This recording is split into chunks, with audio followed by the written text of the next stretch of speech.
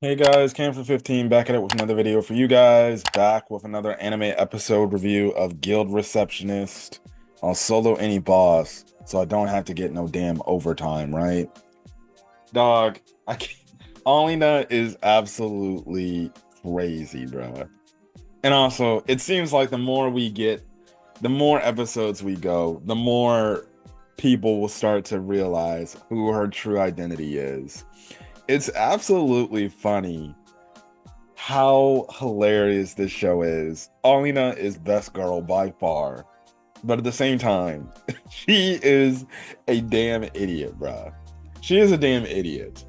Um, Listen, man, this show, I knew this show would be comedy gold and it would be great TV to watch. I never thought it'd be this good. That's how good this show is. And I'm loving this show. This show is absolutely amazing. And the more I continue to get of it, the more it just makes me laugh and put a smile on my face. Now, personally, I did like this episode. Episode one is still still the favorite of the bunch because I didn't know what to expect out of it. But absolutely hilarious. Absolutely hilarious, right?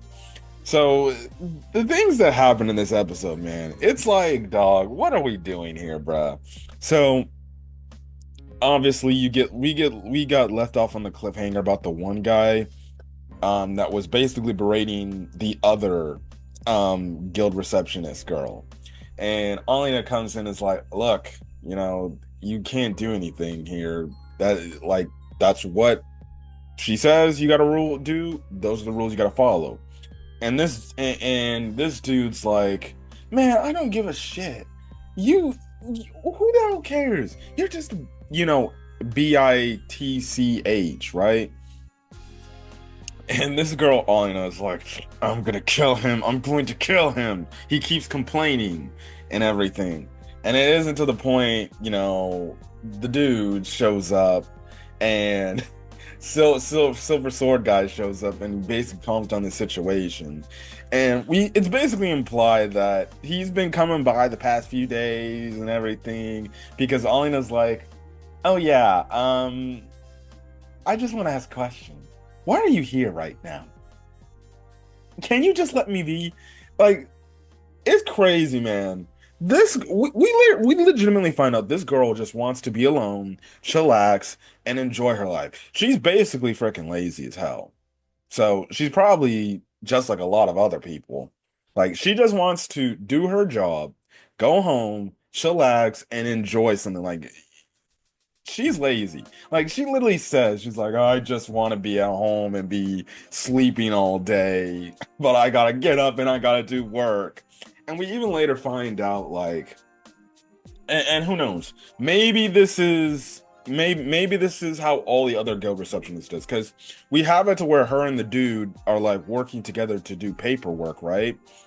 Because he wants to help out and he wants to help. He's actually being a genuinely good guy. Like he actually was helping her, and he obviously makes sense why he wants her to join the guild. He's like, look, that's the whole thing. I wonder at some point if he's gonna basically like, you keep saying this guild receptionist job is a good job for you, but maybe it's actually not a good job for you. And what I mean by that is,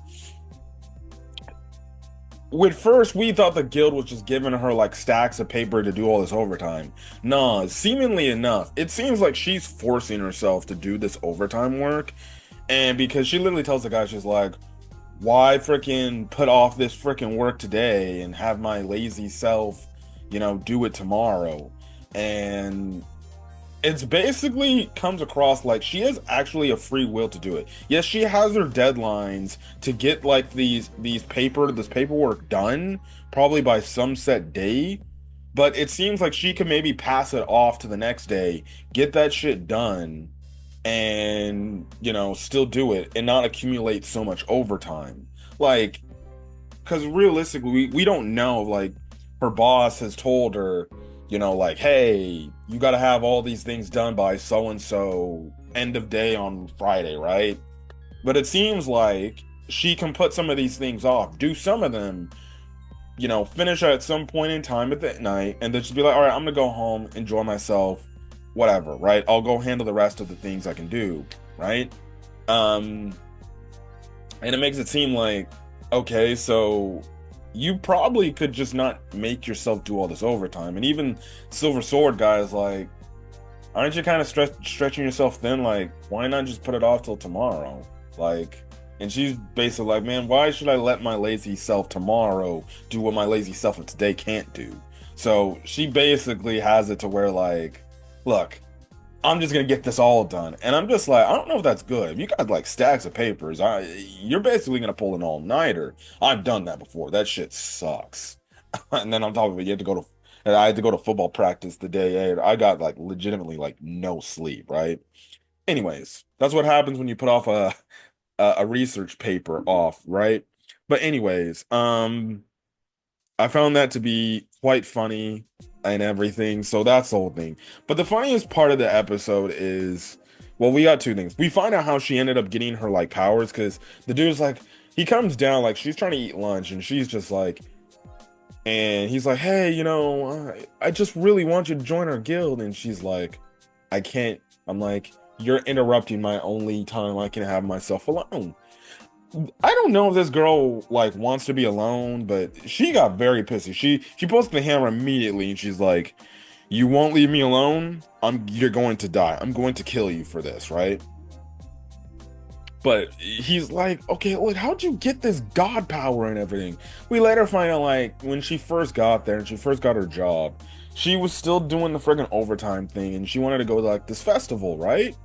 And she ends up getting to the festival, but by then the festival's over and things are shutting down.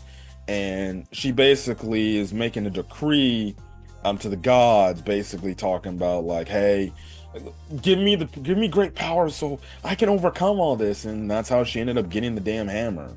And she ended up getting this damn power. And that's why she's so damn strong. So she basically prayed and she got her wish, right? So that was the whole thing right then and there, right?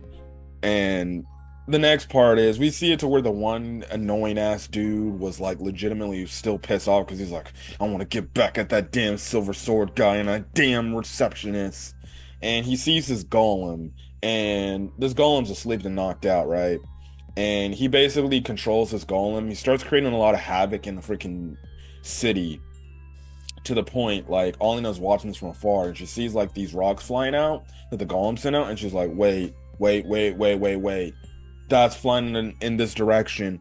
And she legitimately goes back to her house, and her house has the rock that golem threw, and it completely destroys her house. And she has like 30 years of mortgage left, so legitimately she has no insurance on the house. She can't get a new house to rebuild it. She's basically stuck with that freaking destroyed house, right? And this girl legitimately is so pissed off. She's like, I'm going to kill that thing. She shows up as her executioner herself, and she legitimately takes this thing down one by one because she's so pissed about this damn golem destroying her house. And she's also even more pissed at the damn idiot. He's like, you son of a bitch complainer. She and it looks like she's gonna actually like kill this dude, like straight up just like basically like crush him to death, right? No, she just moved. She just hits him out the way just to scare or basically make him shit his pants, right? And that's it. But see, the problem is, albeit she did save the town, the guildmaster was made aware about this, and we later find, and he shows him the guild hall the next day, and he talks to Alina about the executioner, and he's like, I would like to talk to you about this somewhere privately, right? So then she's with the other Silver Sword members, and she's basically just like she's in the fetal position, and she's like, he knows. And shockingly enough, the other two members of Silver Sword are there. Now, they don't know from this interaction, they don't know she's the executioner, because they later on in the scene like, there's no way this girl is the executioner. She's just a regular ass guild receptionist. Why would she be the executioner? And it's funny because the main leader, Silver Sword, is like, look, come on, Alina, it isn't that bad. Like, look, look at the bright side. Maybe it's something else. And she legitimately says, like, I hope you stub your toe when you die. And this man just breaks down. He's like, "Oh my goodness, what she?" He just like, "She hates me. She hates me more than this dude." I feel bad for this guy. He actually looking out because like even early after he sees like her house is destroyed, he's like, "Hey, if you want to stay over at my place, you're more than welcome." She's like, "No, hell no, I'm not doing that. I'm gonna just go to the inn." So this girl, Alina, is legitimately turning this guy down. This dude is shooting his shots. It's clear this guy likes her. Like even his cohort, even his friends in his party's like, because the one pink-haired girl is saying like, "Bruh, like she's telling him to die. Like why is he so sad? Like she don't like you. Why do you keep trying?" And the dude keeps covering her mouth, saying like, "Look, man, he's got an ego. He got a fragile ego. Don't freaking make him lose it anymore." And she's like, "But who the hell cares?" He's like, "Look, sometimes you do crazy things for love, and he's kind of heartbroken." And she's like, "Well, he keeps." And it's funny because she stopped. She's like, "Well, it's not my fault. He keeps trying to hit on her, and she wants nothing to do with him." And she's like, "Shut up, shut up, shut up." So, I think it's pretty clear that our boy likes Alina in a romantic way. He like is actively taking interest in her. It's not the fact that he wants her to join his party and his guild. He actually like genuinely likes her. So it's gonna be interesting to see from the story point if she'll start to open up to him a bit more and not be much of a douchebag to him. Because when she straight up said, "I hope you stub your toe and you die," I'm just like, oh no, that's just generational hate right there. She does not. She considers you a complete annoyance. Like, so it's gonna be interesting. I bet you the relationship's going to grow to where maybe she starts to lighten up and say, "You're not half bad, but I still don't like you. But you're not half bad, right?" But yeah, the guild master basically says like, "I want to challenge you to a duel," and he knows like she's the executioner because um because he can his ability is he can actually like rewind time. And with the fact that she only has a hoodie, she's wearing no mask or nothing else to cover her face, right? He literally could rewind time, literally look who's under the hoodie and see like, "Oh, okay, yep, it's this guild receptionist girl." That's the thing. And the next episode, it seems like he wants a duel with her, so he wants to take her on. So next week, Alina's gonna reveal to the guild master her true power, which is only gonna show the two other Silver Sword members that she's actually a lot stronger. It's gonna be interesting to see. Maybe she'll probably beg the guildmaster, "Hey, listen. Like, I just want to be a guild receptionist. Don't fire me, please. I'm just doing. I have these powers because they were gifted to me by the gods. I don't try to use them unless I have to. I just want to be a guild receptionist. Chill." So I don't know. Maybe he has something where it's like he wants her to be an adventurer or something, or come up to make up a decision saying, "Well, you got to make up something. Are you going to be an adventurer or are you going to be a guild receptionist? Because as much as you're strong, I don't want you doing back and forth." But who knows? I don't know, man.